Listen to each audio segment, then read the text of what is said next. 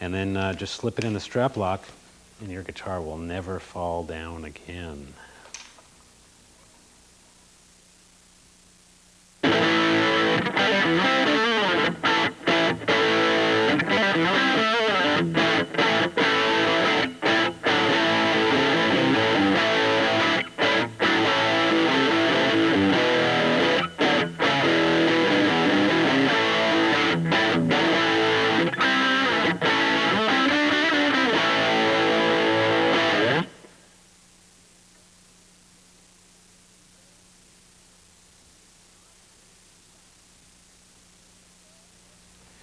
If you're playing electric guitar, you're going to have to get yourself an amplifier.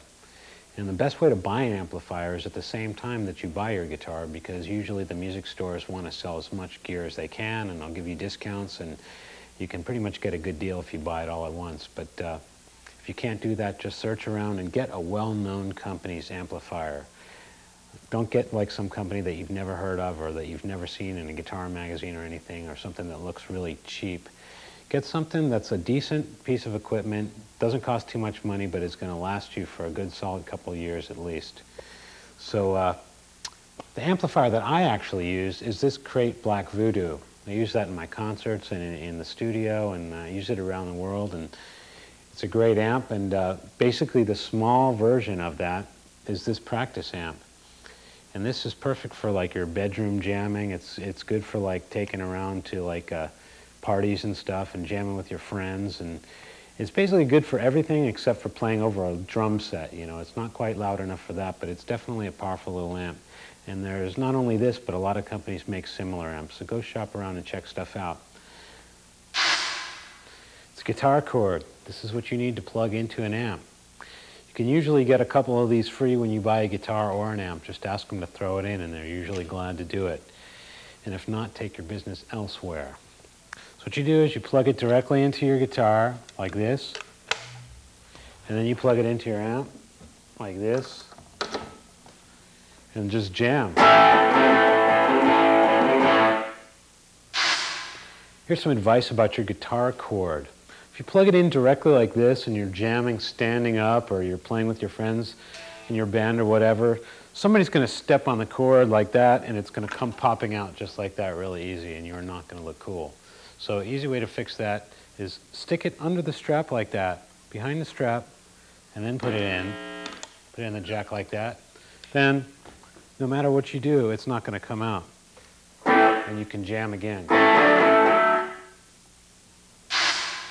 Setting up the volume knobs on your guitar.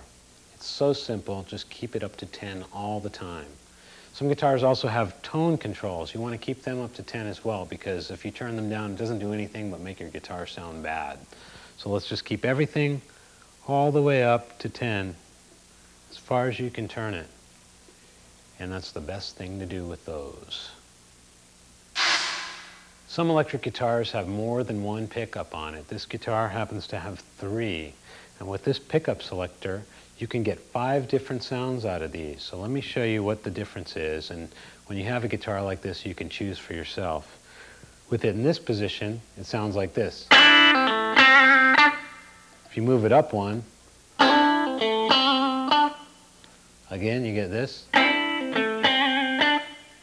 Again. Again. So every time you change pickup, it changes the color of your sound a little bit. Setting up your amp to jam through it. Now, a practice amp like this is like really simple, and it's just about the same as your stereo. You got your volume knob here like that. You got your tone knob, which is basically the same as treble. But there's one very significant difference. Guitar amps usually have something called a gain. And what gain does, it changes your sound from being clean like this to being more aggressive like this.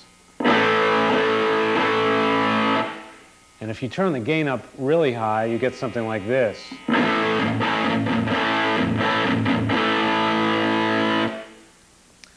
But got to be careful with that gain. I like to call it the female reducer, because the more you turn the gain up, the less chicks are interested in what it is you're playing.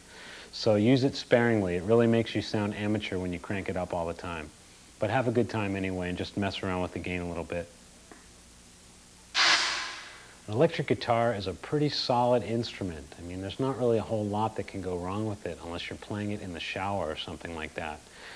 Pretty common problem is sometimes your jack right here might get a little bit loose and then start to short out a little bit, but that's nothing that can't be fixed with a pair of pliers. It's very simple. And other than changing strings, normal maintenance is not really that necessary. If something really goes wrong with it, do not be afraid to bring it into your local music store or contact the customer service department of the brand that makes your guitars. Because if it's a good company, they'll be there to help you with any kind of problems. And especially the people at the music store, because you've got to develop a relationship with them from day one anyway. So, you know, even with small problems, if there are problems, bring it in there. Don't worry about it. They do it every day. That's their job. You're going to become a musician, not a technician. An amplifier is an even more solid instrument than a guitar is. I mean, really nothing can go wrong with it other than a tube blowing out. And that is very easy to take care of. Someone at your local music store will replace a tube for you, or someone from the customer service department from the amp company will send you a new tube, and all you have to do is throw that in there. But again, I suggest to go to the music store and let them do it for you, because let them be the technicians and you be the guitar player.